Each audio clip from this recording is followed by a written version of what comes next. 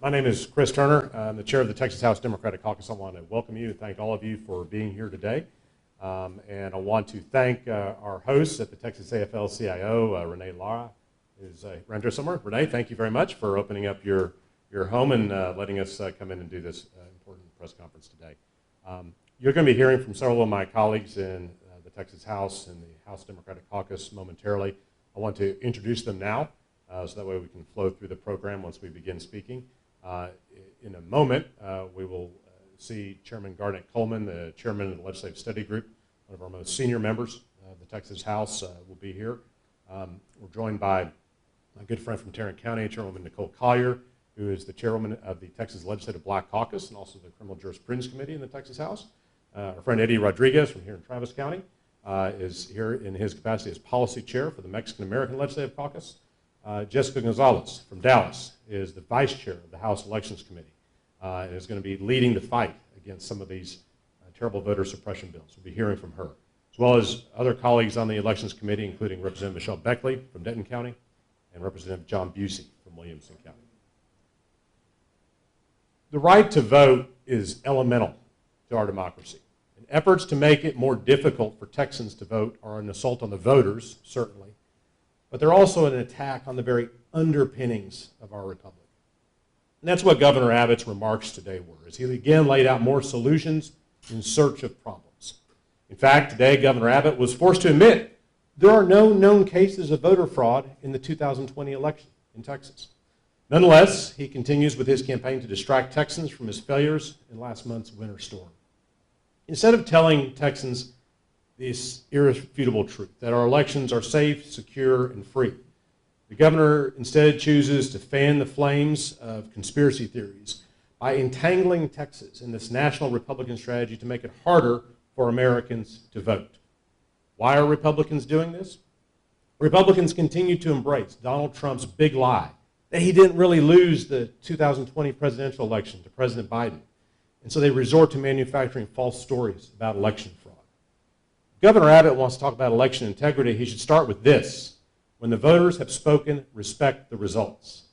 Integrity of our elections means leaders must accept the results when things don't go your way. To paraphrase Mitt Romney, tell the voters the truth.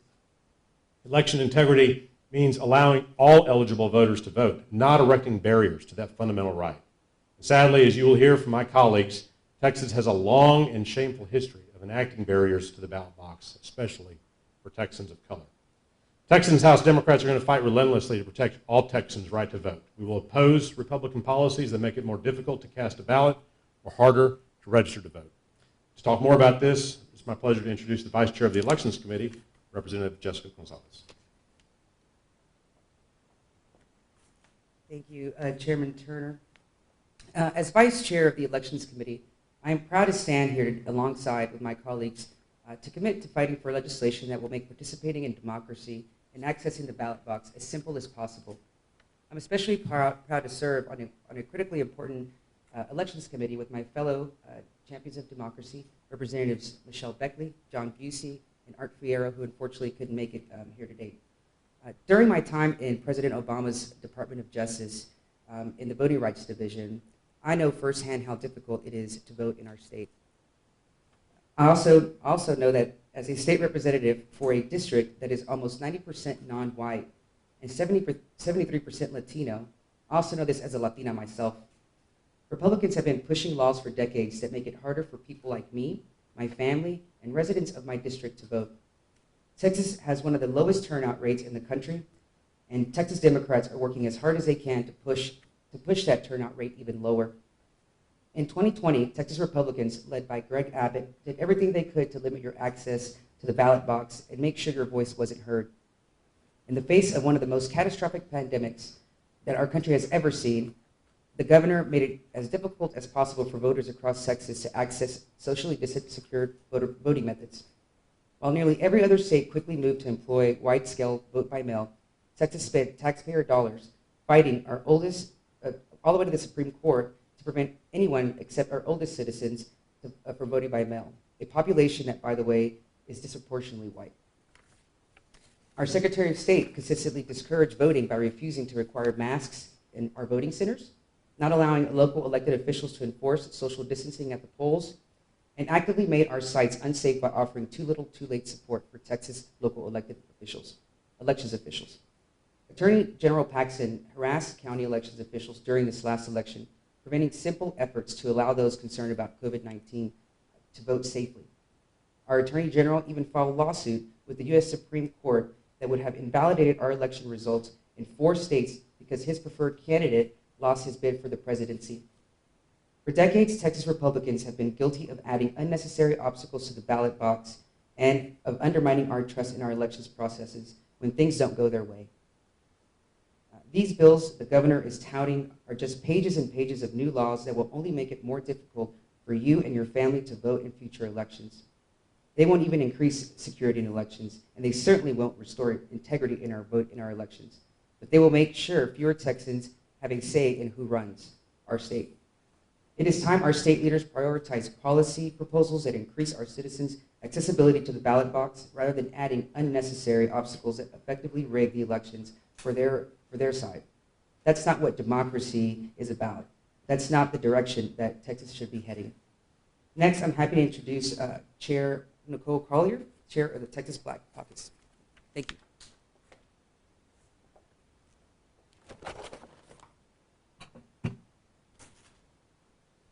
Thank you so much. I appreciate the opportunity to be here to talk about an important issue. I had the chance to listen to and watch the governor press conference today, and one thing I'll agree, voting fraud is not a myth. What is a myth is the notion of widespread voting fraud. He was correct. There's not an instance from the 2020 election that would raise the alarm. For the 87th legislative session, over 45 bills have been filed by my colleagues to address voter integrity.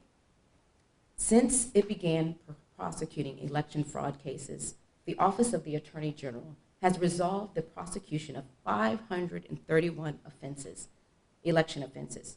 The Special Prosecutions Division, Election Fraud Section, currently has 508 offenses pending prosecution in court over the last 12 months. This is approximately 500% more. More than what? Is one voting fraud case enough to change and upend all the things that we've been working for since 1965? No. There are those who wish to control the narrative to push their own agenda. Well, let me redirect your attention to the real issues at hand. There are people still without power. There are people still without water from this last winter storm Uri because of the massive failure of our Texas power grid. That's the narrative we need to be talking about, not some made-up charge or event regarding elections. And we can't even talk about elections without talking about equity and equality, without acknowledging the disproportionate impact laws like these have on our Black and brown communities. We cannot ignore the racist history of the laws on our books that make it harder for our communities of color to vote. There's a long, well-documented history of Texas Republicans drawing discriminatory districts to take away the rights of people of color. In fact, only a couple of years ago, the state engaged in discriminatory voter purge that removed roughly 100,000 voters from the rolls, many of whom were Latino. Months later, after wasting hundreds of thousands of taxpayer dollars, that purge was halted thanks to the many civil rights organizations who fought for Texas voters. There are anti-voter efforts we heard from Governor Abbott and the legislators beside him are not new. This is another Republican effort in a long war to disenfranchise Texas voters, specifically voters of color. In fact, I read a little bit of the House Bill 6. It says that whenever there is a death certificate, when the registrar of death certificates, they're supposed to turn over that to the Secretary of State, not in 10 days like the law says. They expect that to be done in 1 day. Let me tell you, Texans wanted their power on in 1 day. Texans wanted water back in 1 day. That did not happen, but yet they expect to see this other governmental entity to turn power back, to turn over documents, government documents, within 1 day. well, I'm sure a lot of Texans would want to see a lot of things done in a day. So voting rights are human rights. All citizens of this state deserve to have their voices heard and to legally access the ballot box without fear. So with that, I'm going to turn it over to Chairman Garnett Coleman from Harris County. Thank you, and we have a lot of speakers, so I'm going to be brief. What's most important is we have great members on the Elections Committee, and you all have responded very well, Jessica, Mr. Beckley, and Mr. Boosie, and it's good to have members who understand the elections process or are in the middle of this in the comments that are made by the chair and others. Let's be clear about this. This is a national rollout. It's a national rollout that started before today, and it's picked up again with this idea that there's this widespread fraud everywhere that doesn't exist. So again, we're trying to solve a problem, have a solution for a problem that doesn't exist, and the solution is what will take away people's right to vote and ability to cast their ballot. States and government should be about opening up the voting process, not closing it down. And I know that our members who serve on the Elections Committee are going to fight tooth and nail against these particular bills that work to narrow the ability for people to cast their right to vote. This is a shame, because really it's veiled racism. It's racism because anybody would believe that somehow folks of color want to go cheat, and that we don't take our right to vote any less strong, or the idea that anyone would want to commit fraud than they do. As a matter of fact, we had to fight harder for it. So of course we want integrity in the voting system, but we don't want the voting system to work against the voters. And that's what this legislation and this rhetoric does. It works against the ability of the voters to exercise their right to vote. And that has been the MO of the Republican Party and Donald Trump and the people who believe that voting is not a right, that it's a privilege for their particular group of people. It's not. It's a right for everyone. And people should have the opportunity to exercise that right to vote. So in this regard, this isn't the beginning. This is the rollout that you'll see going on between now and November of 2022. And that's what's important to understand. I'm sure there's something like this going on in every state. Matter of fact, I know there is. So we're here today, and I'm here today to join with my colleagues to say enough is enough. This is not something that we take lightly. And if anybody expects us to take it lightly, they're mistaken. And I know that we can be as fervent as anybody else when it comes to our rights and the rights of our constituents, and we will be. And as long as this battle for someone to regain a right they already had continues, or to not lose it, we will be front and center fighting against it. Thank you.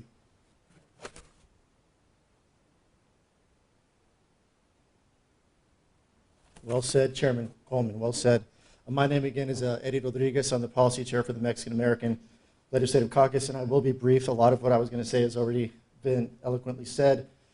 Texas is the most difficult state in the nation to exercise your right to vote in, and that is especially true here in our black and brown communities. As public servants, we need to be making it easier, not harder to vote, and Democrats are committed to doing so. If the governor, Senator Betancourt, and Chairman Kane were serious about making every eligible voter get to vote, then these Democratic bills should be their priorities. House Bill 93 by Representative Jeannie Hinojosa designates a polling place location on college campuses with at least 8,000 students enrolled. House Bill 111 by Representative Hadez Texans eligible to vote would be automatically registered when issued a driver's license or ID card, or when updated personal information on driver's license or ID card. And finally, and this is only a few bills, House Bill 350 by my colleague, Representative Israel, expands voter registration to online registration through the Secretary of State's office and an official state website. These are the things that encourage people to register to vote and encourages them to vote. This is what we should be doing as elected officials, as policymakers here in Texas, not what the governor's doing, not what Senator Betancourt is doing, not what Chairman Kane is doing, and not what the Republicans are doing all around the country, just as Chairman Coleman said. This is happening everywhere in the country. It's intentional, and we need to stop it now. I'd like to call up Representative Michelle Beckley, who sits on the House Elections Committee. Thank you.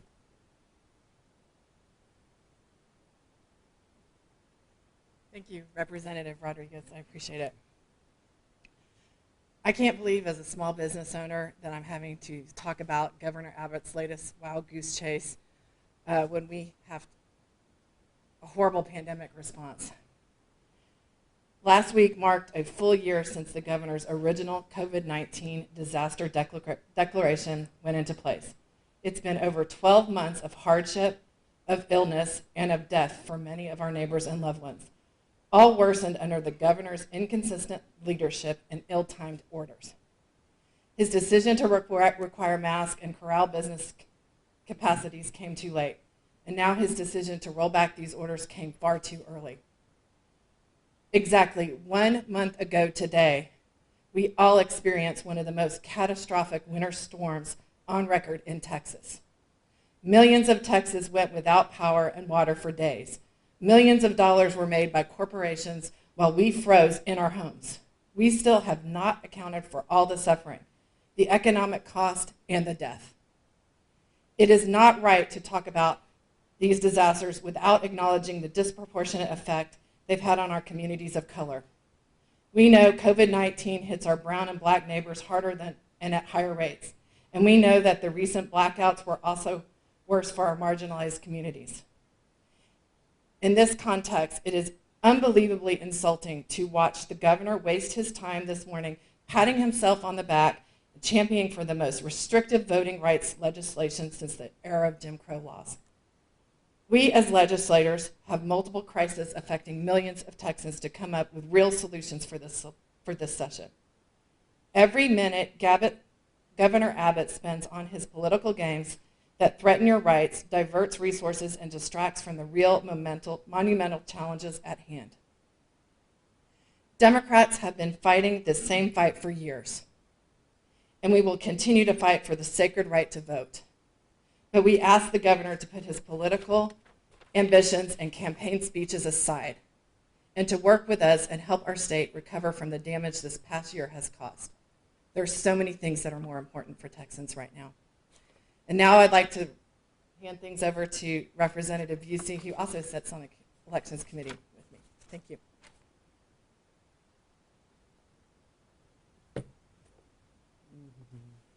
Good afternoon, everyone. I'm State Representative John Busey. I'm happy to be here with all of you and our colleagues who have said such powerful words today about our fight for election access for everybody. 2 Thursdays ago, just 2 weeks ago, the Secretary of State's office stood in front of the House Committee on Elections and told us that the Texas's 2020 elections were a success and that they were smooth and secure. What has changed in the last 2 weeks? Voting rights should not be politicized for personal gain. Instead of overcriminalization and making it harder for Texans to vote, we must uphold and restore the public's confidence in our electoral systems, which means maximizing both participation and security. These goals are not mutually exclusive. They can go hand in hand. That's why this session we must pass online voter registration. This is the most important thing that Texas could do to improve the accuracy of our voter rolls and uphold election integrity while implementing online voter registration.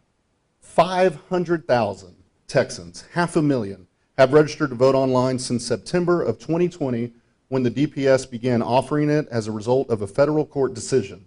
And as they told the House Elections Committee also just 2 weeks ago, The system is working well and without complication. Shore up ballot by mail and implement a statewide tracker for applications and ballots. Expand access to early voting by using countywide vote centers and flexible hours for shift workers. Put polling places on college campuses and allow students to use their photo IDs to vote. And we must improve access to the ballot box for Texans with disabilities or who have a language barrier. This is the agenda for Texas to help us move forward to make sure everyone has access to the ballot box. Having just concluded an election cycle where a higher percentage of Texans cast their vote in the past 30 years, in spite of the barriers provided by the COVID-19 pandemic, the legislature cannot, in good faith, convene and respond by making it harder for Texans to vote. Criminalizing democracy and undermining faith in the integrity of our elections to discourage civic participation. I believe as elected public servants, we must work together to find solutions to the problems facing our state.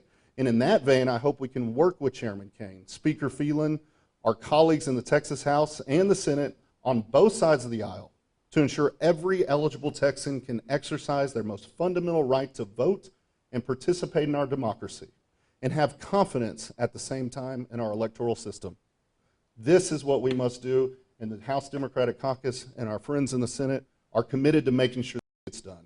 So now to hear from the Senate, I want to bring up our good friend and champion across the Capitol, Senator Nathan Johnson, who's here representing the Senate Democratic Caucus.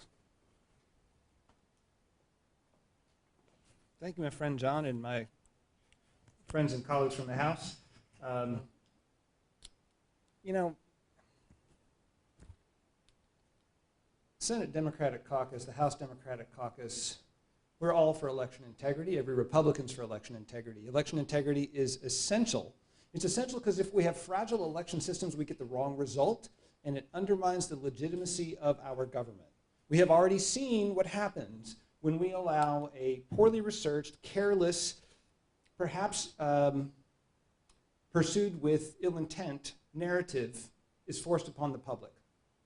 We have a siege on the Capitol. We have a wave, as Chairman Coleman explained to us, across the nation of voter suppression laws in reaction to a false narrative that undermines our election integrity. So one of the things that worries me about the bill in the House and the bill in the Senate is that the very presence of this bill reinforces something that's false to begin with, that we need to correct what went wrong, when actually, after all this investigation, after all these court cases, we can't find actually anything that went wrong. Nothing out of the ordinary, nothing from the past, nothing that's out of the ordinary in comparison with the past, and yet here we are with a bill supposedly about election integrity that is anything but. But I think it's important just to demonstrate that Democrats and Republicans are really objectively for election integrity. Let's examine a couple of things in SB 7 that aren't so objectionable. They want a paper trail. I think that would be fine. We could have certainty in our elections. Let's have a paper trail. There may be a tracking system to track mail-in ballots, who's turned them in, who hasn't. There was so much confusion. Great, let's do that. You know what, let's keep our polling places open for 12 hours a day from 7 a.m. to 7 p.m., unless you're putting that in there as a way to secretly knock out the polling places that are on college campuses. So let's be sure that we're honest in our legislation. Now, what's bad about this bill? Why are we so upset about it? Let's just look at a few things. Requiring all counties to have all their countywide polling places have the same number of polling machines. What on earth are we talking about? This is micromanaging the electoral process, which is supposed to be entrusted to the counties, and it's supposing that in a big city like Dallas or Houston, that the concentrations of populations would be just as well served as they would be in rural counties where there's only a few people by setting up the polling places exactly the same. You know what? Our local county election officials understand how their public will best be served, how voters will have greatest access to the ballot. There's racial lines, there's other socio-demographic lines, and there's a rural-urban Democrat-Republican partisan divide when it comes to telling counties how many voting machines they got to have in a mega polling place. This is absurd. Absurd thing number two, paperwork for people who want to drive people to the polls. I want to give my friend a ride and I got to fill out some forms. Who's in favor of a big bloated bureaucratic state that requires paperwork for the simplest of civic actions? We're not. Third thing, requiring anybody who requests an absentee ballot to include a note from their doctor that says, no, I really am sick. How do you think the physicians are going to feel about that? You know how many calls they're going to get to have everybody write a doctor's note so they can get an absentee ballot? My gosh. So we're not for a big bloated government. We don't want the big brother Orwellian state looking over everyone's shoulder and making sure you have a doctor's note and paperwork so you can drive your family member to the polls or your friends to the polls. We would like a voting system that truly has integrity. The many good things that have been mentioned from my colleagues, the things I mentioned earlier in this, those are things that will make us have good elections, and we can all be certain, and we cannot carry on for thousands of hours and millions of dollars of resources undermining the public's confidence in our election system. So let's fix the bill in the House. Let's fix the bill in the Senate. Let's strike out the provisions that are patently designed to suppress the vote. Let's go ahead and hone and make effective those that truly do contribute to the election, to the integrity of our election systems, because we'll all benefit from that. And there are plenty of good ideas out there to make that happen. So I do hope that our Republican colleagues will work with us on this, and that they will abandon this crusade to reinforce what essentially has been a big lie to the public about what happened in our presidential elections and about what happens in our elections here in this state. You know, one statistic, and I'll stop talking. After 22,000 staff hours, Attorney General Ken Paxton's office found 16 minor voting offenses. That means like your address wasn't the same on your voter ID card as it is presently, out of 11 million ballots cast. Now, I got a little calculator on my phone, and it tells me that that's 15 ten-thousandths of the votes cast had a little minor problem. And we're going to have an omnibus voter suppression bill in response? I don't think so. I hope not. I'm glad to be here with my colleagues supporting good election integrity reform. And now, Chairman Chris Turner. Thank you very much, Senator. When I was introducing people earlier, I didn't introduce you because I knew you were in a vote on the Senate floor, so I didn't know if you'd be able to make it in time, but we're so glad you're able to join us on behalf of our Senate Democratic colleagues. Thank you for being here. Thank you to all my colleagues in the House. We'll be glad to take a few questions. So Governor Abbott, obviously, he mentioned that this was a bipartisan thing, that obviously went from that to mentioning the two bills. What's your response to that, I guess, from that framing point on? Well, I did hear the governor say something about bipartisanship, and he referenced something under President Obama's leadership where there was a case of voter fraud that was prosecuted. What I would say is that that example proves that we have laws on the books to prosecute real voter fraud, as was the case in that example the governor gave. The Republicans, Governor Abbott, Donald Trump, and others have yet to prove why we need more laws, why we need new laws, because they can't prove that fraud exists, just as Senator Johnson and many others have said today. So the idea that this is bipartisan is far-fetched. That's simply not the case. Senator, can we ask you a Good, because I stole some people's papers, too. back before the November vote, it seemed to have really got all rolling in regards to expanding the ballots and mail-in mass mail. We learned that other states do make the mass mail-in available, or anyone can have a mail-in. Is there any thought with regards to reforms that y'all are working on of taking those models that are already in place and bringing them here in Texas? Because we know they work in Colorado, we know they work in other states, and address some of the concerns that people have. Because what I heard back in November was, yeah, it sounds like a great idea, but we're trying to do it at a drop of a hat and trying to build a mechanism in place. Is there anything to bring those models here? Well, I'd be happy to comment on it, and I'm sure my colleagues could too. There's always conversation about these things. We've got empirical models throughout the nation of universal mail-in ballot functioning quite well. And I would be happy and would welcome that here in Texas, particularly during the pandemic. We thought it was essential, and many of us advocated for that vociferously. We couldn't even get it done during a pandemic. So in all candor, I'm not optimistic that that legislation would get through either chamber this session. I would love to be wrong about that, though.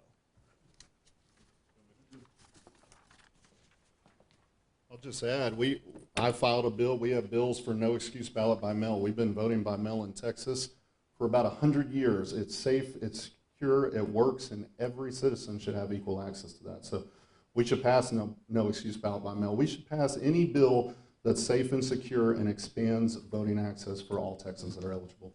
And so I hope we can get it done. We're asking for bipartisan support to get this done. Let's make balloting by mail accessible to everybody, and let's make voting easier. And just wanted to add the bipartisan result of this. The statistical analysis that's been done of other states have found no partisan favor as a result of switching to universal mail-in ballot. Not Republican, not Democrat. So there really shouldn't be a reason to oppose this. It increases voter turnout. It doesn't cast any favoritism, and it's cheaper.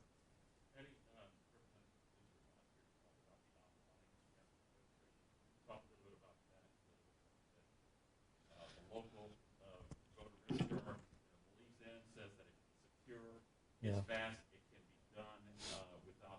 Well, yeah. Yeah. So explain how that works. Well, I don't know all the ins and outs of that bill since it's not my bill, but I do know enough about it. I think that we have the technology to make that work. I mean, we do so many things online now, from meetings to seeing your doctor to school even, that I think that we have a secure system. We have secure systems in place, and I think it's time for our elections to go into the 21st century, just like a lot of other things we've been doing. So I think that we have some support, not only from Travis County elections officials, but I think around the state as well. And one of the things that dealing with the online idea and also the mail-in idea is that y'all aren't advocating just open it all up. There's cross-checks, there's fail-safes involved, right? Yeah, absolutely. Yeah. I mean, you still have to be registered to vote. There's checks there. There's plenty of checks and balances throughout the entire process before anyone can vote or can register even. So there's a lot of we've been doing this for a long time, and as has been stated many times, there's very minuscule instances of fraud, and so it works. It's secure already. So we have the technology now, and I think we should move forward with it. Thank you.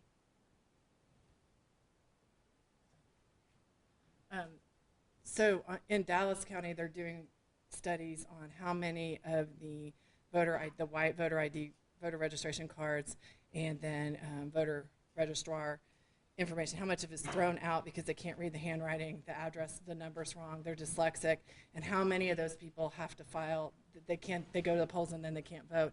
The number is staggering. And if we did online voter registration, it would eliminate all of those issues. So there's some data being collected in Dallas County on that. Any other questions?